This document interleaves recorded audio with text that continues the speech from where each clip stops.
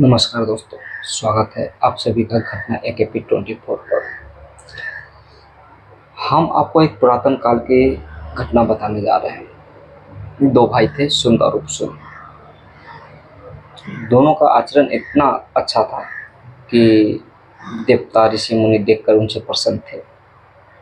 एक दिन की बात है, पांडवों को नारद मुनि जी समझा रहे हैं, जब तक आपकी एकता बनी रहेगी आप में कोई फूट नहीं डाल सकता। इस कहानी में वो नारद मुनि जी बता रहे हैं कि एक दो भाई थे, सुंद और उपसुंद। ये दोनों दैत्यराज निकुंभ के बेटे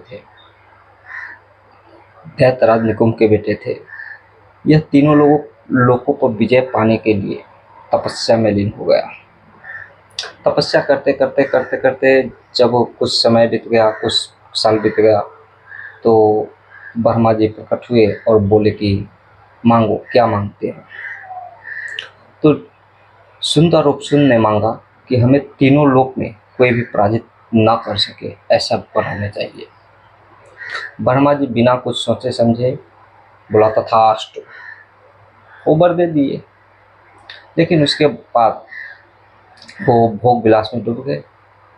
कभी किसी देवता को जाते थे, उठाकर पटक देते थे। कभी किसी मुनि को, ऋषि मुनि का घर उजाड़ के फेंक देता था। कभी किसी को काट देता था, कभी किसी को मार देता था। उसका आतंक तीनों लोग में फैल गया। जब ये आतंक फैलने के बाद में पूरा देवी देवता, ऋषि मुनि पूरा एकजुट होकर बोले कि इनको किसने वर दे दिया है कि ऐसा हम सब पे भारी पड़ रहा है।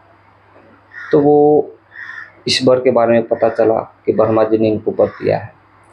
तो सब कोई दौड़े दौड़े ब्रह्मा जी के पास गए और बोले कि देखिए, हम लोग पे भी विजय पा जा रहा है, हम लोग को मार पीट के भगा दे रहा है, मेरा घर उजाड़ दे रहा है। जैसे इंसानी दुनिया में चलता है उसी तरह वो बोले उनको।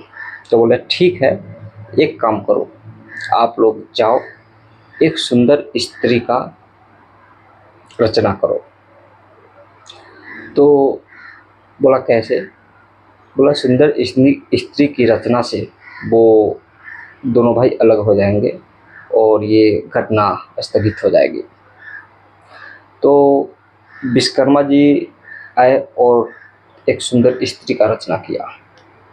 सुंदर स्त्री का नाम तिलोचना थी। सुंदर स्त्री जो थी वो तिलोचना नाम से जानी जाती थी। तिलोचना को प्रकट करके, तिलोचना को बनाकर उसके बाद में दोनों भाई के बीच में भेज दिया। सुंद और उपसुंद दोनों भाई देखकर मोहित हो गए। वो कहता था कि सुंद कहता था ये मेरी है, उपसुंद कहता था ये मेरी है, मैं इसको चाहता हूँ। वो कहता था मैं इसको चाहता हूँ।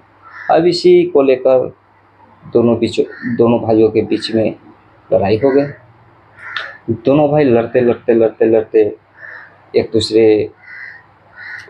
दूसरे से लड़ते दोनों भाई समाप्त हो गए।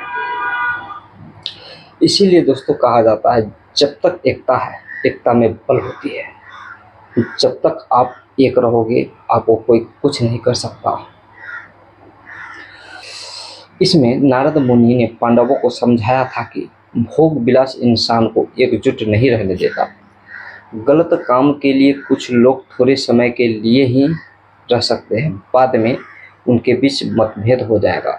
इस कहानी में दो सगे भाई भी वासना में डूबकर एक दूसरे के दुश्मन हो गए और आपस में लड़कर मर गए।